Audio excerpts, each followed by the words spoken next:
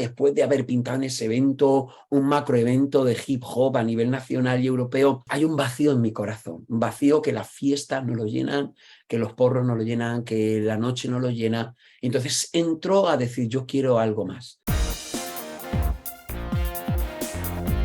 Hola, ¿qué tal? Bienvenidos a un nuevo episodio de Esto es Real Talk, un podcast de Radio Transmundial producido aquí en el estudio de Radio Encuentro en Madrid.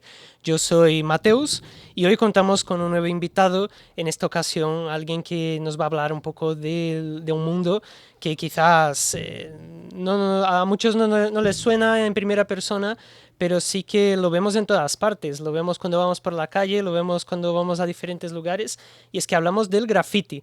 Y contamos aquí con alguien del mundo del graffiti que es Dollar One. Hola, ¿qué tal? Muchas gracias por estar con nosotros.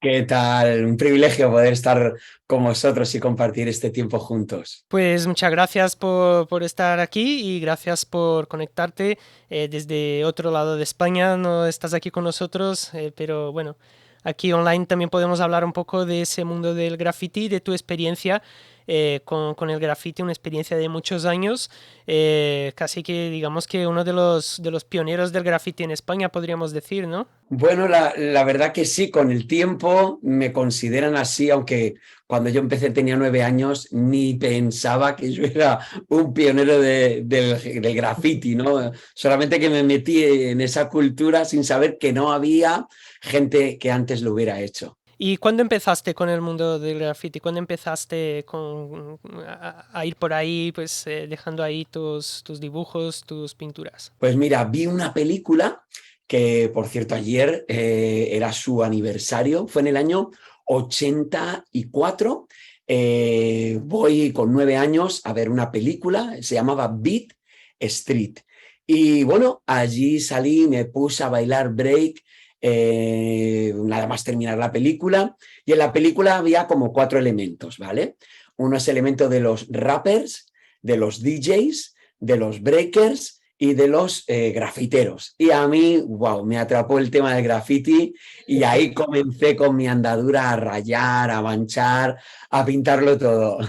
Entonces podemos hablar ya de muchísimos años, todo un recorrido y que también te ha dejado muchas experiencias, ¿no? Y es algo que también tiene ahí su dificultad porque no hay mucho espacio donde poder plasmar ahí tus ideas, tu creatividad y de hecho durante mucho tiempo pues casi que exclusivamente ha sido una cosa un poco considerada marginal, un poco incluso digamos fuera de la ley, ¿no?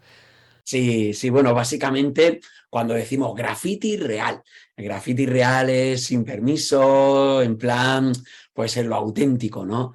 Lo que comencé a hacer fue poner mi nombre, o sea, lo que es, mi nombre es Seth Bañó.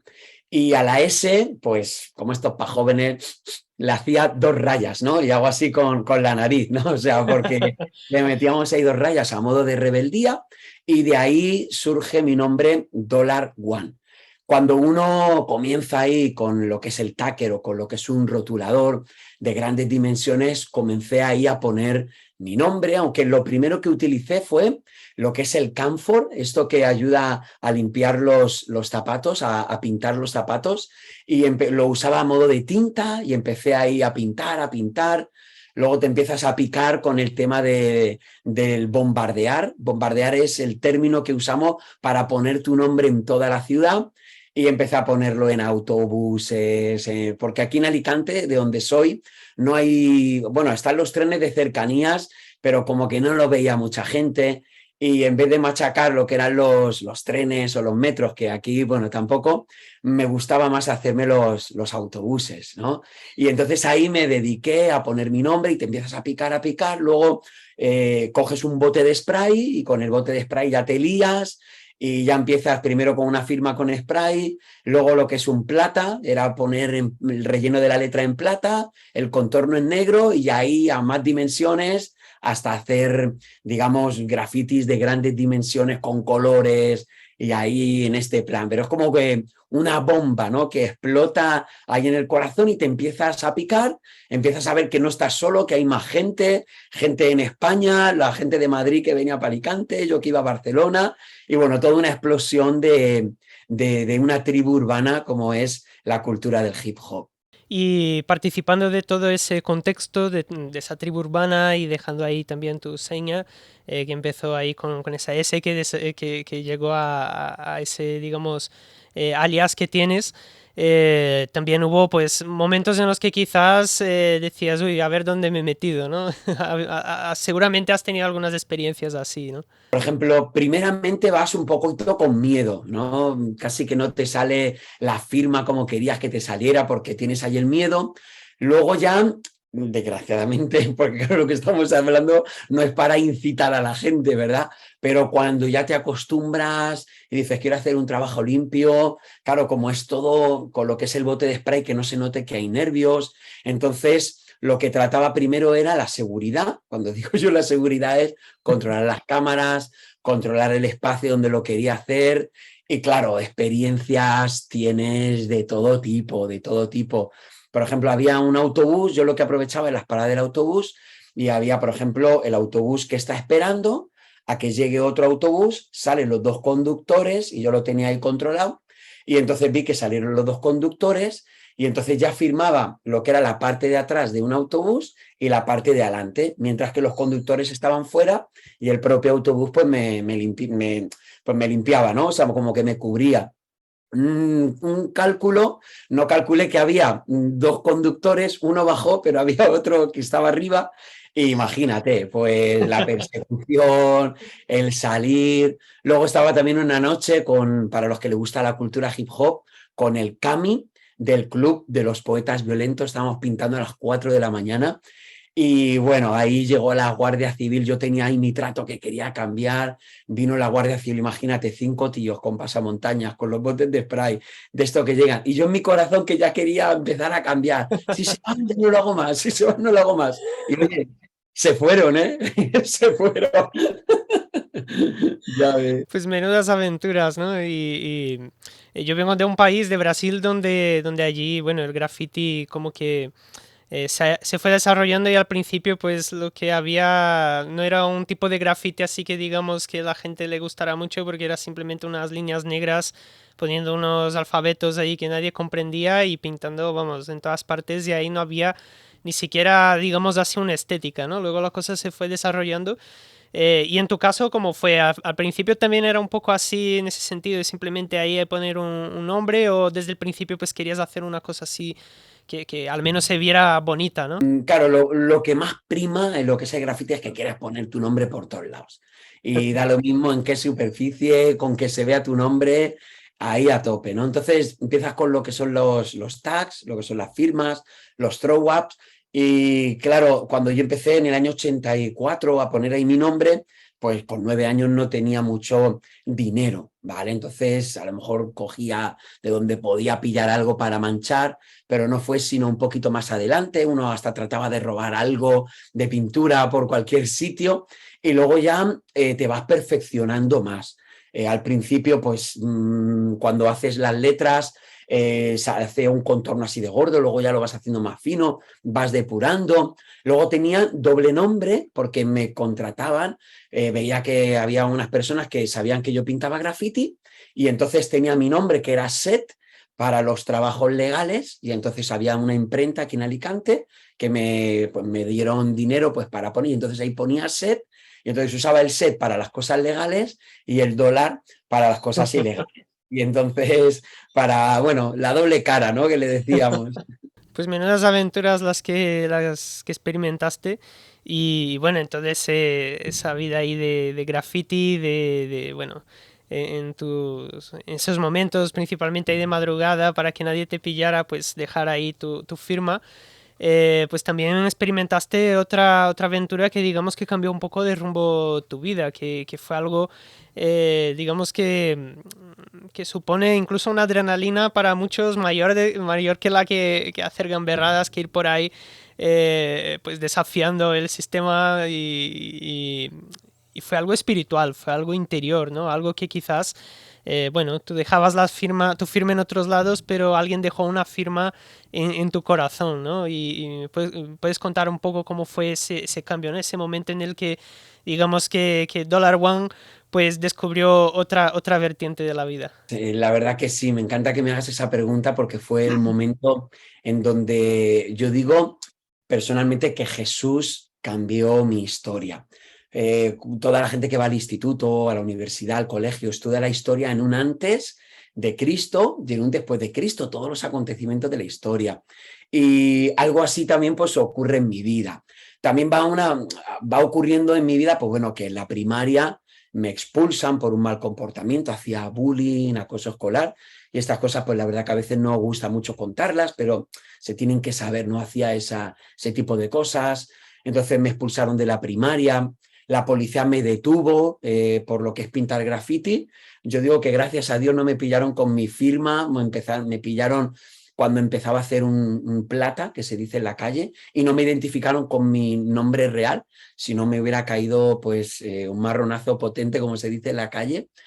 Pero todo ello iba como, digamos, cosas que en mi vida que yo veía que no quería pues estar dentro de un coche de policía, no quería citas judiciales en lo que es en la casa, ¿no? O sea, que no viniera el cartero y tener movidas. Entonces, todo eso iba generando en mi vida como una reflexión de decir, tío, te estás metiendo en movidas gordas y esto no es plan, ¿vale? Luego pinto en una exhibición a nivel de toda España y a nivel de toda Europa, donde pintaban gente, pues ahí estaba el Club de los Poetas Violentos, gente de Barcelona, el Muki, el Capi, Glue, más, o sea, un montón de gente de toda la escena del hip hop en España. Había un chaval también de París, el Astu, y otro pionero de todo el movimiento de Nueva York, que era el John 156, que ahora reside en París. Y yo pinto en ese evento, para mí es como, wow, como ganar tu Champions League personal. Pero fíjate, cuando llego a mi casa, después de haber pintado en ese evento, un macroevento de hip hop a nivel nacional y europeo, hay un vacío en mi corazón, un vacío que las fiestas no lo llenan, que los porros no lo llenan, que la noche no lo llena. Entonces entro a decir, yo quiero algo más, yo quiero buscar. Y me invitan a un congreso, a un retiro de jóvenes de la iglesia evangélica, y yo decía, pues si hay tías, yo voy a ir para allá, ¿no? Y en este plan, ¿no? Y allí, en aquella noche, pues es como que había un speaker, ¿no? Un predicador, que no tenía una base de rap así con pum, pum, pum, ¿no? O sea, en plan así como lo que sería, no tenía una base de bombo y clap, pero las marcaba todas, las clavaba. O sea, empezaba a hablar la palabra de Dios, era un predicador, empezó a hablar de Jesús. Y déjame decirte que cada palabra era como que en ese lugar estaba yo solo, como que esas palabras comenzaron ahí a golpear. La primera palabra me desmontó, ¿no? O sea, que era que Dios me amaba, digo a mí, con las que he liado o con los problemas, pero también entendí allí a través de esa palabra que yo estaba lejos de Dios y por eso es que no podía tener la felicidad, la paz, por eso tenía un problema que era el pecado, por eso estaba mal y allí me presentaron que en la cruz había esperanza para que yo pudiera ir y me hicieron una pregunta si yo quería abrirle mi corazón y de verdad que el que era duro, el que pasaba de todo menos de curso, decía yo, ¿no? Eh, Sin darme cuenta, dijeron de que quien quería recibir más, que salieran ahí a un espacio en la parte de adelante y yo fui allí, yo digo, a ver si la discoteca me ponía allí delante, me ponía a bailar break y tal, y lo que estoy experimentando, yo quiero ir allí. Y allí tuve, wow, la mayor experiencia en mi vida, que no hay droga de diseño, ni droga, ni hierba, ni nada. Una experiencia con Dios, de verdad. Fue una explosión en mi corazón y aquello marca un cambio tremendo en mi vida. Ese fue el día, un 17 de julio de 1993. Y claro, ese momento pues no te dejó indiferente, hizo que las cosas cambiaran en tu vida. Ya digamos así que $1 podría ahora ser $2, ¿no? Porque ya es otra cosa, otro camino, las cosas ya no las ves de la misma manera. ¿Y qué pasó con lo que hacías antes, con esa vida, digamos, de disfrutar de ese tiempo del graffiti, en esa perspectiva un poco, digamos, de desafiar, de ir un poco en contra de las normas establecidas? ¿Qué pasó con esa dinámica de tu vida? Pues en mi vida comencé, pues bueno, el siguiente fin de semana cuando Dios toca mi corazón, claro, los amigos me llamaban y fui a una discoteca, tú fíjate, después de tener un pedazo de encuentro y dije, esto no es para mí, ¿sabes? Había una voz dentro de mi corazón que me decía, no está bien lo que estás haciendo. Siguiente fin de semana dije, venga, entonces no voy a discoteca, voy a ir a pubs, ¿no? O sea, en este plan, tú fíjate, ¿no? Y también allí perdía lo que había en mi corazón. Ahí lo que te comenté antes, ¿no? Que me pasó con el Cami del Club de los Poetas Violentos, pinté con él y era como que quería, o sea, mi estilo de vida, que era tanto de pecado, como que lo hacía, pero ya no lo hacía de la misma manera y fue un proceso, a lo mejor de un mes, en donde quería, pero no quería, pero yo le llamo algo, que tenía una convicción dentro de mi corazón que estaba haciendo las cosas mal. Había una voz, ¿no? Que la gente le llama la voz de la conciencia, pero eso es para los ateos. La conciencia es Dios a Dios, ¿no? Pasando por anónimo, pero era la voz de Dios hablando en mi corazón y diciendo no. Entonces empecé pues a limpiar mi vida, empecé como a decir no, esto como el que quiere bajar de peso y dice no, venga, todo lo que no vale para afuera. Y entonces en mi vida comencé a cambiar, empecé a estudiar la Biblia, empecé a acudir a la iglesia como el que acude a un gimnasio y se quiere poner cada vez más fuerte.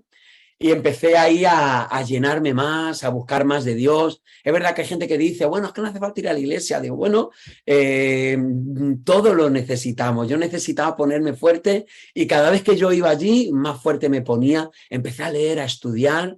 Me puse ahí con mi pastor, con lo que es el responsable de los jóvenes, a estar ahí. Me pedían que compartiera mi historia de superación en las calles y digo, a ver, si he hecho tantas veces el sinvergüenza, pues, y leí en la Biblia que Pablo también era un sinvergüenza. Dice que no se avergonzaba del Evangelio porque era poder de Dios. Así que me puse ahí a hablar, empecé ahí a crecer. Luego me hablaron de que había una facultad de teología. Fíjate, al que me echaron de la primaria y fui ahí a la facultad de teología y ahí estudié la Biblia y bueno, hubo pues eso, un crecer, un crecer, un crecer y el graffiti, fíjate, me lo dejé por completo y dije, ya no quiero más marrones, ya no quiero más historias y lo dejé ahí a un lado. Fíjate lo que me pasó. Y por tiempo estuve sin pintar. Pero luego, bueno, digamos que ese gusanillo del graffiti no lo abandonaste del todo definitivamente, sino que luego pues le encontraste una nueva vuelta, ¿no? Un nuevo propósito y quizás ahora ya tu propósito no es dejar esa firma tuya, sino enseñarle a otros esa firma que llevas ahí en tu camiseta, ¿no? Ahí, Jesus, Jesús, ¿no? Sí, sí, lo que pasó, yo ya empecé a pastorear, fíjate, tenía un pastor y empecé a pastorear y dentro de lo que es estando pastoreando, hubo otro pastor que me dijo, oye, Seth, ¿no crees tú que ese talento que tú tenías, no crees que lo has escondido y lo has puesto ahí debajo de la tierra? ¿No crees que un día Dios te lo pedirá? Porque hay jóvenes que se están perdiendo, jóvenes que quizá a la hora de ver tu arte pueden también ser transformados, pero con un mensaje de salvación. Y aquello me golpeó, me petó lo que es el cerebro y dije, wow, es verdad. Y en ese tiempo le pedí a Dios, bueno, si es tu voluntad, abre puertas, así en mi argot, decía, Dios, ayúdame. Y al poquito me llamaron de un evento de graffiti, era un concurso de graffiti en un ayuntamiento, y me pidieron que yo fuera allí como jurado, como un pionero del graffiti pues en la provincia de Alicante, en la Comunidad Valenciana, y fui allí, tenía que señalar unos grafitis y le iban a dar 500 pavos al número uno, 300 ahí al segundo y así, ¿no? Y vi que la gente decía, tío, ese es el dólar, y me saludaban como con admiración, decían, tío, el dólar, tío, me molaría pintar contigo, a ver si vuelves. Y ahí me animé y claro, pinté un graffiti, se hizo viral ahí en Fotolog, que Fotolog, para los que no saben, es el padre del Instagram, ¿vale? Sí. Y ahí empecé a pintar, eso se hizo viral. Luego en la provincia de Alicante salió mi historia de superación. en el diario Información y publicaron esta nota de prensa. $1, pionero del graffiti en la provincia de Alicante, y aquí está, dedica sus obras a Jesús. Ellos sabían que antes las liaba y ahora la noticia era dedica ahora sus obras a Jesús. Y ahí empecé a poner, hola, tu Salvador es Jesús.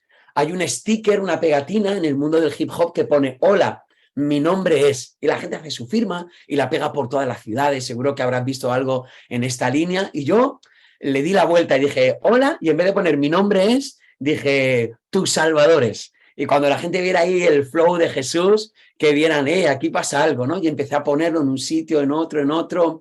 Y ahora pues me invitan a institutos, centros de menores. En muchos lugares comparto mi historia de superación, mi cambio. Y voy allí, a veces invitado por la policía local. Digo, ¿quién me iba a decir que antes tenía que correr delante de ellos? Y he estado pues dando charlas en institutos. Me invitan los directores, los jefes de estudios, y allí comparto, allí pinto graffiti. Entonces hago uno de los hobbies que me encanta, porque el graffiti está ahí metido en las venas, pero como mi vida tuvo un antes de Jesús y un después, pues ahora también, ¿no? Lo hay en mi graffiti, un antes de Cristo en mi vida y un después. Y el después es pues ese mensaje de Jesús. Ya no tanto mi nombre, la gente, tío, ¿por qué no pones $? Digo, mira, $, a ti no te va a hacer nada, pero el nombre que voy a poner a ti te va a transformar, hermano.